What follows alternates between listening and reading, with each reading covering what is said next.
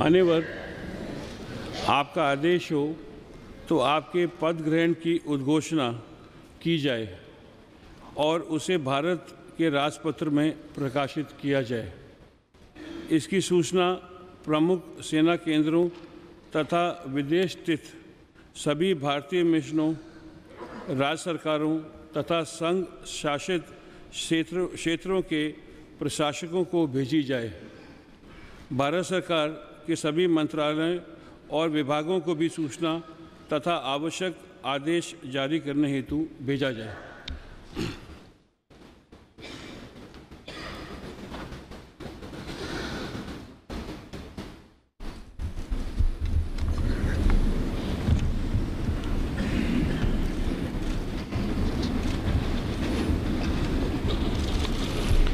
आदरणीय श्री प्रणब मुखर्जी जी, श्री हामिद अंसारी जी, श्री नरेंद्र मोदी जी, श्रीमती सुमित्रा महाजन जी, न्यायमूर्ति श्री JS खेहर जी, excellencies, संसद के सम्मानित सदस्यगण, देवियों, सज्जनों और मेरे देशवासियों,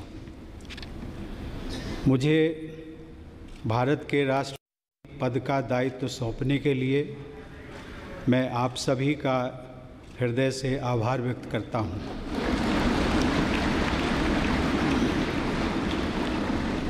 मैं पूरी विनम्रता के साथ इस पद को ग्रहण कर रहा हूं। यहाँ सेंट्रल हॉल में आकर मेरी कई पुरानी स्मृतियां ताज़ा हो गई हैं। मैं संसद का सदस्य रहा हूं और इसी सेंट्रल हॉल में मैंने आप में से कई लोगों के साथ विचार विनिमय किया है।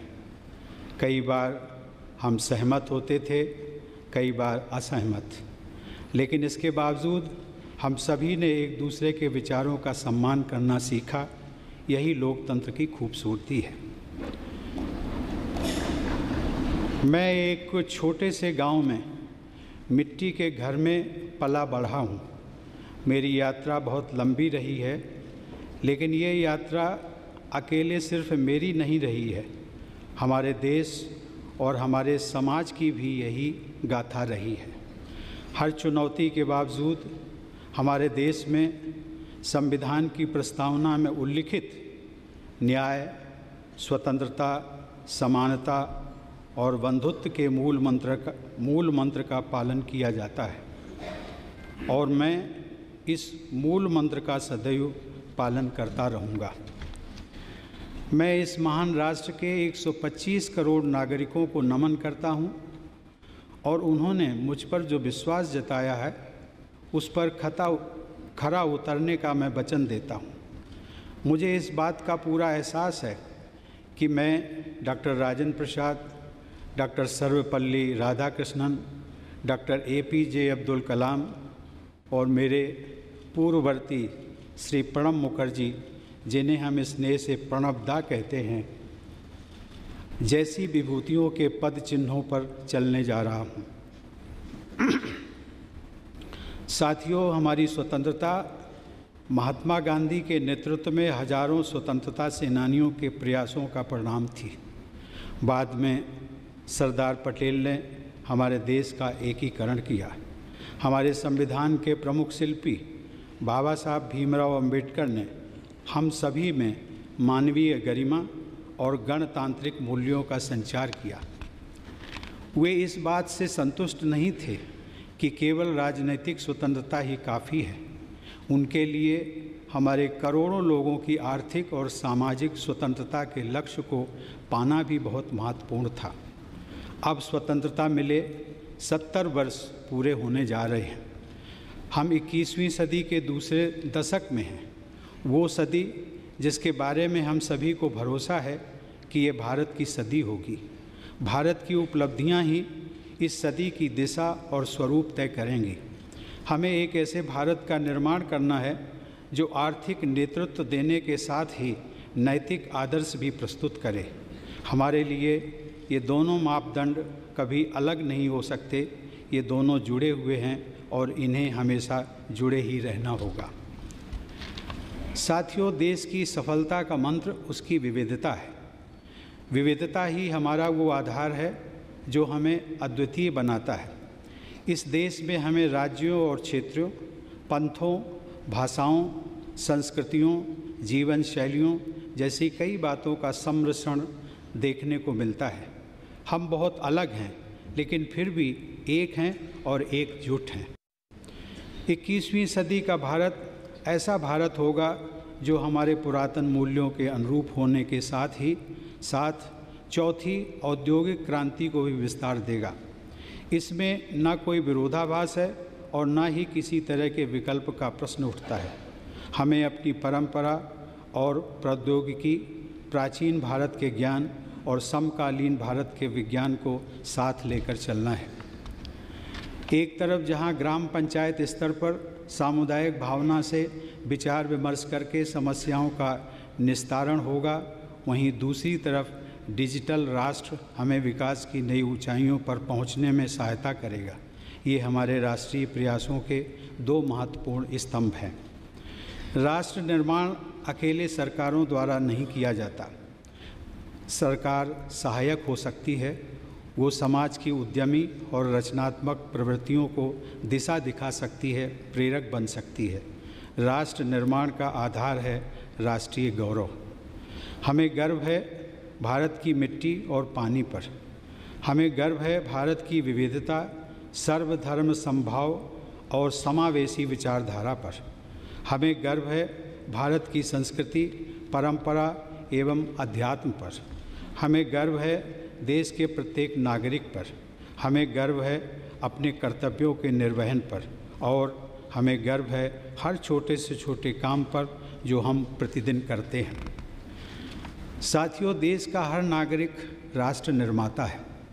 हम में से प्रत्येक व्यक्ति भारतीय परंपराओं और मूल्यों का संरक्षक है और यही विरासत हम आने वाली पीढ़ियों को देकर जाएंगे। देश की सीमाओं की रक्षा करने वाले और हमें सुरक्षित रखने वाले सशस्त्र बल राष्ट्र निर्माता हैं। जो पुलिस और अर्धसैनिक बल आतंकवाद और अपराधों से लड़ रहे हैं, वो राष्ट्र निर्माता है। जो किसान तपती धूप में देश के लोगों के लिए अन्न उपजा रहा है, वो राष्ट्र निर्माता है। और हमें ये भी नहीं भूलना चाहिए कि खेत में कितनी बड़ी संख्या में महिलाएं भी काम करती हैं। जो वैज्ञानिक 24 घंटे अथक परिश्रम कर रहा है, भारतीय अंतरिक्ष मिशन को मंगल तक ले जा रहा है या किसी वैक्सीन का आविष्कार कर रहा है, वो राष्ट्र निर्माता है।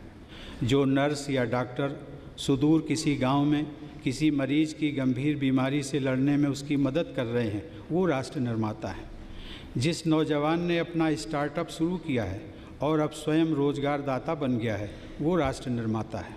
ये स्टार्टअप कुछ भी हो सकता है। किसी छोटे से खेत में आम से अचार बनाने का काम हो, कारीगरों के किसी गांव में कारपेट बुनने का काम हो, या फिर कोई लेबोरेटरी जिसे बड़ी स्क्रीनों से रोशन किया गया हो। वो आदिवासी और सामान्य नागरिक जो जलवायु परिवर्तन की चुनौतियों से निपटने में हमारे पर्यावरण, हमारे वनों, हमारे वन्य जीवन की रक्षा कर रहे हैं, और वे लोग जो नवीकरणीय ऊर्जा के महत्व को बढ़ावा दे रहे हैं, वे राष्ट्र निर्माता हैं। वो प्रतिबद्ध लोक सेवक जो पूरी निष्ठा के साथ अपना कर्तव्य निभा रहे हैं, कहीं पानी से भरी सड़क पर ट्रैफिक को नियंत्रित कर रहे हैं, कहीं किसी कमरे में बैठकर फाइलों पर काम कर रहे हैं, वे राष्ट्र निर्माता हैं। वे शिक्षक जो निस्वार्थ भाव से युवाओं को दिशा दे रहे हैं, उनका भविष्य तय कर रहे हैं, वो राष्ट्र निर्माता हैं। वे अनगिनत महिलाएं जो घर पर और बाहर तमाम दायित्व निभाने के साथ ही अपने परिवार की देख रेख कर रही हैं, अपने बच्चों को देश का आदर्श नागरिक बना रही हैं, वे राष्ट्र निर्माता हैं। साथियों, देश के नागरिक ग्राम पंचायत से लेकर संसद तक अपने प्रतिनिधि चुनते हैं। उन प्रतिनिधियों में अपनी आस्था और उम्मीद जताते हैं। नागरिकों की उम्मीदों को पूरा करने के लिए यही जनप्रतिनिधि अपना जीवन राष्ट्र की सेवा में लगाते हैं। लेकिन हमारे ये प्रयास सिर्फ हमारे लिए ही नहीं हैं। सदियों से भारत ने वसुधैव कुटुंबकम यानी पूरा विश्व एक परिवार है के दर्शन पर भरोसा किया है। ये उचित होगा कि अब भगवान बुद्ध की ये धरती शांति की स्थापना और पर्यावरण का संतुलन बनाने में विश्व का नेतृत्व करें। आज पूरे विश्व में भारत के दृष्टिकोण का महत्व है। पूरा विश्व भारतीय संस्कृति और भारतीय परंपराओं की तरफ आकर्षित है।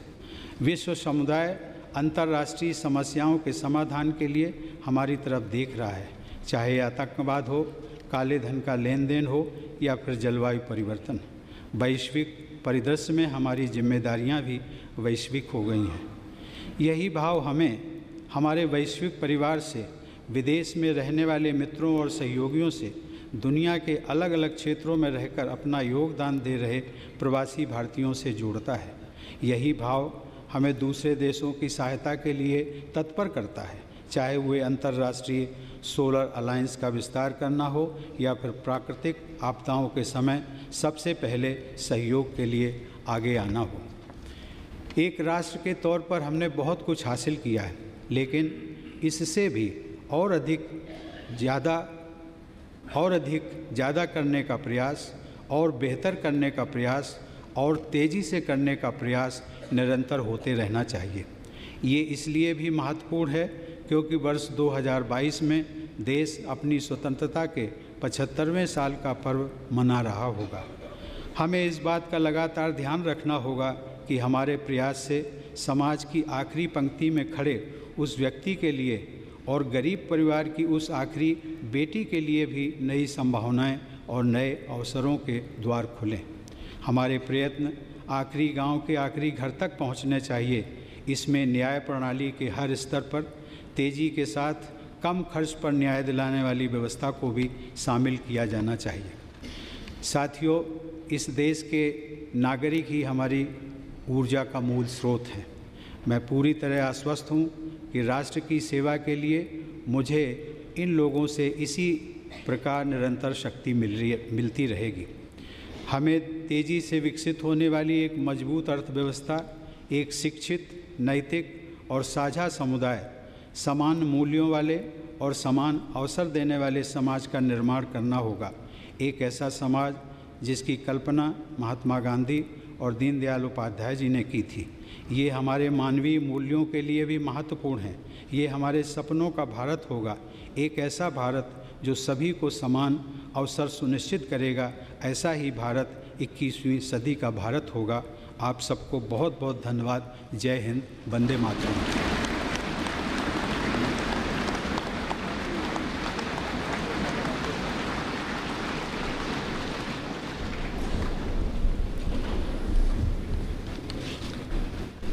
Respected Rashtrapati Ji, you have just addressed the members of Parliament. With your permission, I will read the first and the last paragraphs of the English version of the address. The rest should be considered as read. Respected Shri Pranab Mukherjee Ji, respected Shri Narendra Modi Ji, Shrimati Sumitra Mahajan Ji, Shri Justice J.S. Kher Ji, Excellencies, Honorable Members of Parliament, ladies and gentlemen, and fellow citizens. I thank you for electing me to the responsibility of the President of India, and I enter this office with all humility. Coming here to Central Hall has brought back so many memories. I have been a member of Parliament, and here in this very Central Hall have had discussions with many of you. Often we agreed, sometimes we disagreed, but we learned to respect each other, and that is the beauty of democracy. We need to sculpt high growth economy and educated, ethical and shared community and an egalitarian society as envisioned by Mahatma Gandhi and Deen-Dayal Upadhyay Ji. These are integral to our sense of humanism. This is the India of our dreams, an India that will provide equality of opportunities. This will be the India of the 21st century. Thank you very much. Jai Hind, Vande Mataram.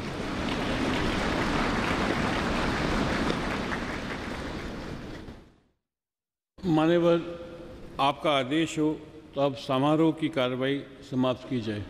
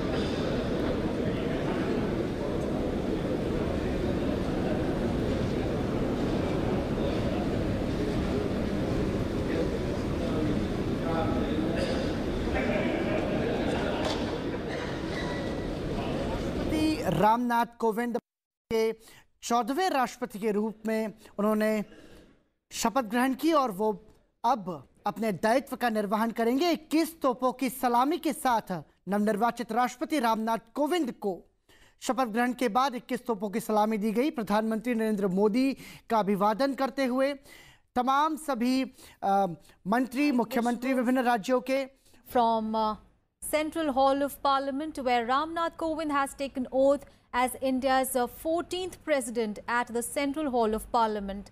Ramnath Kovind was sworn in by the Chief Justice of India, J.S. Kher, just a short while back, marking the end of outgoing President Pranab Mukherjee's term. Vice President Mohammad Hamid Ansari, Prime Minister Narendra Modi, Lok Sabha Speaker Sumitra Mahajan, several union ministers, governors and chief ministers of state, ambassadors and military officers are in attendance at the ceremony. Kovind exchanged his seat with Mr. Mukherjee. Now a 21-gun salute was also given in his honor, and the new president then delivered his address. In his address that we heard just a short while back, the newly elected president said that he was grateful for the responsibility that has been bestowed upon him. He said that disagreements are the beauty of democracy.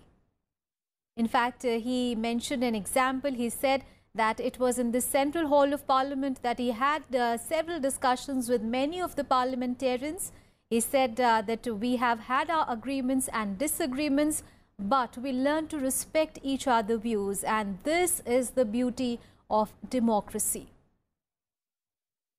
These are the live visuals we are getting from Central Hall of Parliament, where Mr. Ramnath Kovind has been elected. He has been administered the oath as India's 14th president. In his speech that he gave just a short while back, Kovind also emphasized that 21st century belongs to India. He said India is full of variety. We all are very different, but we are one. And after the ceremony, there have been changes on the social media as well. In fact, we understand that Mr. Kovind has tweeted for the first time as the President of India. The President will hold the office for a term of 5 years from the date on which he enters the office. This is according to Article 56 of the Constitution of India.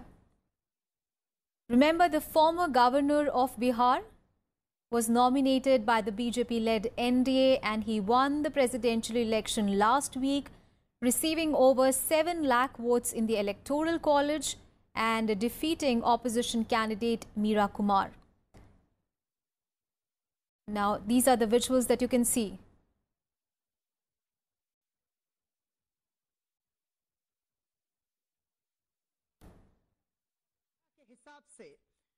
राष्ट्रपति पद का जो protocol होता है, उनके नए निवास स्थान 10 राजाजी मार्ग पर छोड़ने के लिए जाएंगे।